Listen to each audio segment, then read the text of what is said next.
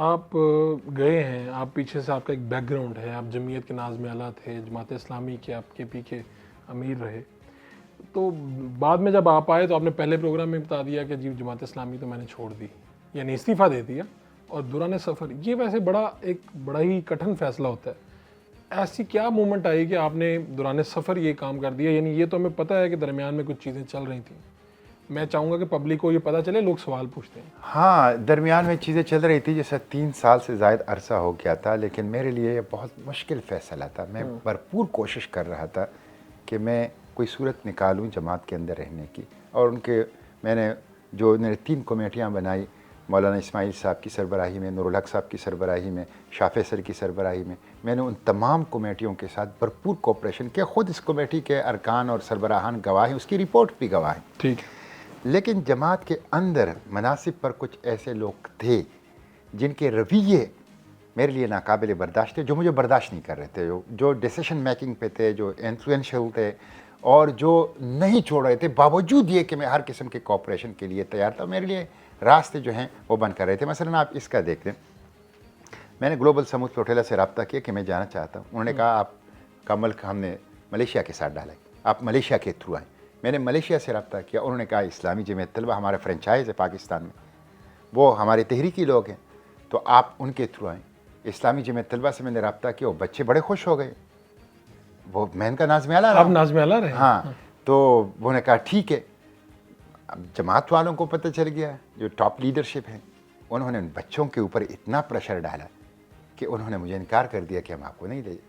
انہوں نے کوئی ڈاکومنٹ جاری کرنے تھے آپ کو؟ انہوں نے ظاہر ہے جب انہوں نے ان کو 3 سیٹیں دی تھی, 3-4 سیٹیں, ٹھیک, اور ان کے لیٹر ہیڈ سے, ان کے ذریعے سے وہ لوگ جو ہیں وہ سمود نوسنتارا فلوٹیلا میں اور پھر سمود نوسنتارا کے ساتھ گلوبل فلوٹیلا میں وہ شریک ہو سکتے تھے. تو کوٹا ان کے پاس تھا 3 سیٹوں کا, 3 یا 4 سیٹوں. اچھا, ٹھیک ہے. اب آپ کو انکار ہو گیا, پہلے وہ خوش ہوئے, ہاں, پھر پریشر آیا تو ان سے کہا کہ بھائی جماعت نے میرے لیے طے کیا ہے کہ آپ صوبائی نظم سے اجازت لیں گے, تو میں اجازت بھی لے چکا ہوں. دوسرے دن انہوں نے پھر کہا, آپ نے صوبائی نظم سے اجازت لی تھی. اچھا.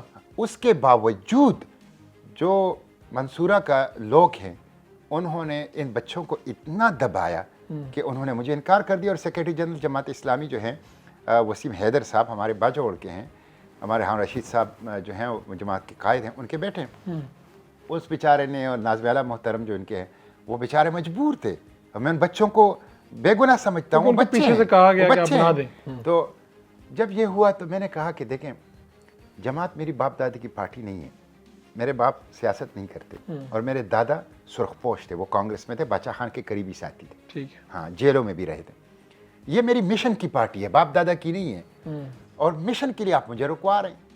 اس سے پہلے آپ نے مجھ سے غزہ کے لیے سیو غزہ کی تنظیم ختم کروا دی کہ آپ ختم کریں گے. آپ نے ختم کر دی تھی؟ ہاں, میں نے ختم کر دی تھی, اس کو باقاعدہ اعلان کر دیا تھا, یہاں تک کہ اس کے فیس بک پیجز اور سوشل میڈیا اکاؤنٹس تک ختم کر دیے تھے, تاکہ کہ میں جماعت کے نظم کا پابند رہوں. حالانکہ میں اس سے اتفاق نہیں کرتا تھا, لیکن میں اپنی رائے سے ان کے مقابلے میں دستبردار ہوا, اور یہ کمیٹی کو یہ پوری رپورٹس میں نے دی, پروگریس, کہ بھائی دیکھیں آپ نے میرے لیے یہ طے کیا تھا, میں نے یہ کام کیے, یہ اس کی پروگریس ہے. لیکن دوسری طرف سے مجھے جماعت کے مشاورت میں, پروگراماتوں میں, اٹھنے بیٹھنے میں نہ صرف شریک نہیں کیا گیا, بلکہ جب میں خود جاتا تھا تو مجھے کہا جاتا تھا کہ نہ ہو. تو جب میں وہاں جا رہا تھا, یہ اٹلی کا واقعہ میں نے آپ سے سنا ہے کہ جب فردن سب سے پوچھا گیا, تو میں نے کہا اب تو سامنے موت ہے, تو اس بوجھ کا جو میرے دل کے اوپر ہے اس کو اتار دوں. تو میں نے اسی وقت 19 ستمبر کو حافظ نعیم الرحمن صاحب کو استعفیٰ لکھا, اور اس پہ نیچے لکھا سسلی بحیرہ روم. جہاں سے واپسی کی امید نہیں تھی, تب آپ نے جماعت اسلامی کو میں نے دیا, اور میں نے اس لیے دیا کہ میرے دل پہ بوجھ تھا کہ گزشتہ 3 سال سے آپ میرے ساتھ کیا کر رہے ہیں. آپ کو کارنر کیا جا رہا ہے. ہاں, کارنر کیا جا رہا ہے, بلکہ ٹارچر کیا جا رہا ہے. میں یعنی آپ سب سے دچکا آپ کو تب لگا کہ 37 سال میں نے گزارے. فرق بھائی, میں نے جماعت کی عزت بڑھائی ہے سینٹ میں, میں نے ایز اے تنظیمی لیڈر جماعت کی عزت بڑھائی ہے. میں نے 37 سالوں میں نہ اسکول کھولا ہے, نہ اسپتال کھولا ہے, نہ پراپرٹی کی بزنس کی ہے, نہ کوئی اور کاروبار کیا ہے. میں نے انتہائی ٹرانسپیرنٹ میری فائنینشیل ریکارڈ ہے جماعت میں. سینٹ کی تنخواہوں کا ریکارڈ بھی میں نے جماعت کو دکھایا کہ اتنے 45 لاکھ روپے میں نے کیش سینٹ کی تنخواہوں سے جماعت کے بیت المال میں جمع کر کے اس کی رسید لی ہے. یعنی آپ کو سینٹ سے جو تنخواہیں ملتی تھی وہ بھی آپ جماعت کے بیت وہ المال میں جمع 45 لاکھ روپے اس میں جمع کیے. 71 لاکھ روپے میں نے تقریباً جو دفتر یہاں بنایا تھا جس میں میں نے سینٹ کے کاموں کے لیے اپنے ساتھ اسسٹنٹ رکھے تھے, ڈرائیور رکھا تھا, باقی کام تھے, یا اس کا کوئی دفتر کا خرچہ تھا, 71 یا 70 لاکھ روپے میں نے اس کے اوپر لگائے ہیں. کچھ میں نے جماعت کے کاموں میں براہ راست صرف کر لیے ہیں. میں نے اس کا 20-25% حصہ صرف اور صرف وہ جماعت اپنے گھر کے کاموں پہ, اور اس کے لیے میں نے ڈاکٹر انیس صاحب سے, یہ میں پہلی مرتبہ آپ کو ڈسکلوز کر رہا ہوں, جب میں سینٹ میں آیا تو ڈاکٹر انیس صاحب سے میں نے فتویٰ لیا کہ کیا سینٹ کی مراعات اور تنخواہوں کو میں اپنی گھر, اس لیے کہ میں تو پہلے تھوڑا بہت بزنس کرتا تھا, پراپرٹی میں کہیں انویسٹمنٹ لی, ادھر کر لی ادھر کر لی, ہلکا پھلکا سائڈ لائن اپنے دوستوں کے ساتھ, اس سے کچھ آمدن میری ہوتی تھی, اس سے میں نظام چلاتا تھا. پھر اللہ نے کچھ زمینیں دی ہیں خاندانی طور پہ, والد صاحب میرے حیات ہیں. اس کام کے لیے بھی جب میں جا رہا تھا فلوٹیلا, میں نے اس سے 20 لاکھ روپے لیے والد صاحب سے. لیکن اس عمر میں بھی کہ میرے اپنی بچوں کی شادیاں ہو گئی ہے اور میں والد صاحب سے ابھی تک پیسے لے رہا ہوں. میرا کوئی گھر پاکستان میں نہیں ہے, جتنی جائیداد ہے وہ میرے والد صاحب الحمدللہ, اللہ ان کا سایہ ہمارے سروں کے اوپر رکھیں, ان کا ہے. میرے پاس کوئی گاڑی نہیں ہے, میرے کوئی پراپرٹی میری نہیں ہے.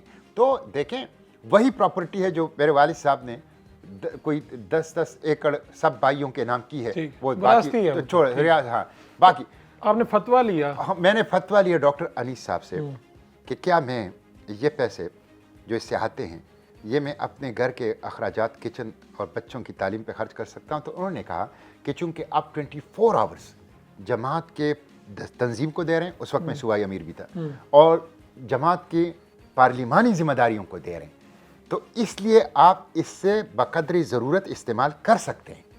اس کے بعد میں نے کوشش کی کہ کم سے کم پیسے اس کا استعمال کروں.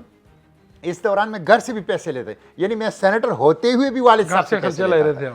تو میں نے 45 لاکھ جو میں نے خیبر پختونخوا جماعت کی مالیات اس کی گواہ, 45 لاکھ روپے کیش جمع کروائے, 70-80 لاکھ روپے جماعت جو یہاں پہ میں نے سیٹ اپ بنایا تھا ریسرچ کا اور دفتر کا, اس کے اوپر خرچ کر لیے, اور باقی جماعت کے کاموں میں خرچ کر لیے. 20-25% حصہ میں نے اس کا جو ہے وہ. یہ میرے لیے ایک دھچکا ہے کہ جماعت اسلامی غزہ کے لیے کوشش کر رہی ہے, اور جماعت اسلامی اگر مشتاق احمد خان صاحب جا رہے ہیں تو ان کو روک بھی رہی ہے. اچھا, پھر یہ ہے کہ جب میں نے آپ کو استعفیٰ دے دیا تو 19 ستمبر کو میں نے استعفیٰ دیا, 1 کو میری گرفتاری ہوئی. تو 19 سے 1 تک یہ استعفیٰ میں نے امیر العظیم صاحب کو بھی دیا, یہ استعفیٰ میں نے حافظ نعیم الرحمان صاحب کو بھی دیا, 3 کمیٹیوں کے سربراہ مولانا اسماعیل صاحب, نور الحق صاحب اور شاہ فیصل صاحب, ان کو بھی ارسال کر دیا, اور سلیم منصور خالد صاحب کو بھی ارسال کر دیا. مجھے کسی نے نہیں کہا کہ نہیں بھائی ایک رسکی مشن پہ آپ چھوڑ دیں یار, آپ آ جائیں پھر بات کریں گے. آگے سے 12-13 دنوں تک آپ نے کوئی خاموشی رکھی. اس کا مطلب ہے آپ چاہتے ہیں کہ یہ استعفیٰ دیں. اور جب آپ نے یہ اعلان کیا اس کے بعد رابطہ اعلان جو ہوا, اعلان میرا کوئی منصوبے کا نہیں. ویسے یہی میرے لیے حیرانی تھی کہ اعلان ایسا تھا کہ میں آیا, سفر کی تھکاوٹ تھی, اور اس کے ساتھ ساتھ جو ہے وہ اس کا ایک سائیکولوجیکلی ابھی تک میں اس سے واپس نہیں ہوا تھا, بحال نہیں ہوا تھا, جو جیل کی صورتحال تھی, اور یہاں پہ تھکا ہوا بھی تھا بہت زیادہ. حامد میر صاحب کے ساتھ میرا پروگرام تھا, اور میرا خیال یہ تھا کہ مینٹلی میں پریپیئرڈ تھا کہ غزہ کے حوالے سے, جیل کے حوالے سے, سفر کے حوالے سے, فلوٹیلا کے حوالے سے بات ہوگی. صحافت کا یہی کام ہے کہ وہ آپ کو بتائیں. انہوں نے اچانک جماعت کے بارے میں سوال کیا کہ آپ کی پوزیشن کیا ہے, اور میری منہ سے نکل گیا کہ میری تو استعفیٰ دے چکا ہوں. یعنی آپ بتانا نہیں چاہتے تھے, بتانا آپ کو یہ تھا کہ جواب وہاں سے. ہاں, تو یہ کوئی پری پلان نہیں تھا, لیکن میں استعفیٰ دے چکا تھا, اور میں ارادہ کر چکا تھا کہ میں نے اس کو اناؤنس کرنا تھا. بعض لوگ مجھ پہ, یہ میں اس لیے وضاحت کر رہا ہوں کہ بعض لوگ مجھ پہ یہ الزام لگاتے ہیں کہ آپ نے کارکنان کے جذبات کا خون کیا. تو میں نے تو یہ نہیں کیا, میں نے تو 3 سال صبر کیا. یہ تو ان لوگوں سے پوچھا جائے, ان 3 کمیٹیوں سے پوچھا جائے, ان کمیٹیوں کے رپورٹس دیکھ کے جائیں, اور ان کمیٹیوں کے رپورٹس کی روشنی میں فیصلہ کے مناصب پر بیٹھے ہوئے جو لوگ مسلسل رکاوٹ تھے ان سے پوچھا جائے. لیکن اب میرا استعفیٰ منظور ہو چکا ہے, جماعت سے میرا کوئی تعلق نہیں ہے. جواب آ گیا؟ بالکل جواب مجھے آ گیا, اور حالانکہ ان کو خود اس کا اعلان کرنا چاہیے تھا, لیکن اعلان نہیں کر رہے, مجھے انہوں نے جواب بھیج دیا. تو جماعت سے میرا کوئی اب تعلق نہیں ہے, لیکن میں جماعت کو خیر کی قوت سمجھتا ہوں. بالکل جماعت کے اندر اب بھی خیر غالب ہیں. جماعت کے اندر ایسے مخلص کارکنان ہیں، میں خود اس کی گواہ ہوں، میں نے اس کو لیڈ کیا ہے کہ میں جب ان کو دیکھتا ہوں میری آنکھوں میں آنسو آ جاتے ہیں. جس طرح میری اپنی زندگی ایسی ہے، جس طرح کارکن کی ہے، میں نے لیڈنگ فرام دا فرنٹ، میں نے ہمیشہ سے جماعت کے کارکن کو فرنٹ سے لیڈ کیا ہے، خود اپنے آپ کو خطرات میں ڈالا ہوا ہے.